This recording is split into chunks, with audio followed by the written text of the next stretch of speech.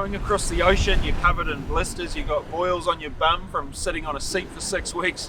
When I walked to the South Pole, I lost 32 kilograms in only 50 days. But in my head, actually the biggest impacts come from within. My name's Jamie Fitzgerald.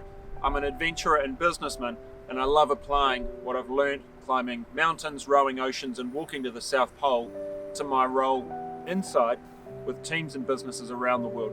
There were days on the ocean that I'll never forget, and one of them in particular was when we had to row through a huge storm.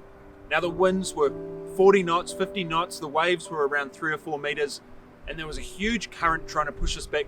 And what we had to do was make a choice. It's a race, there were 18 other crews against us. Did we put out a sea anchor and hope for the best, or did we keep on rowing? Now we refused to go backwards. And so we kept on rowing and we kept on rowing.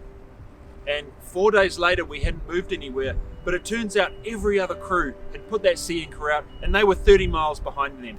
6 weeks later, when we finished the race in first place and got the world record, the distance between us and second place was the same 30 miles that we made up on day 2.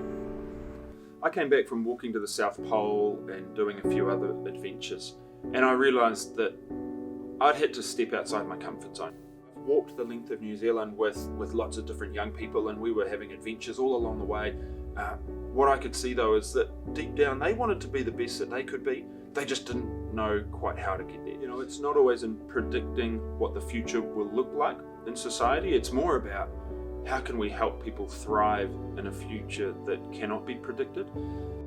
New Zealand's young people, you know, how can we get them into the outdoors, use the outdoors as a place of learning, and for them to understand how is it that they can thrive in scenarios that they don't know quite what's going to happen next.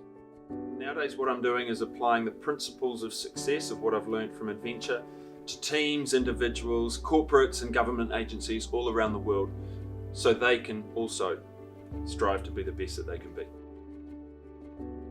You might not be rowing an ocean, you might not be at the North Pole, South Pole, or at the summit of a mountain, but the same things may be happening to you. You might be feeling like you're traveling through your own storm. There is support there.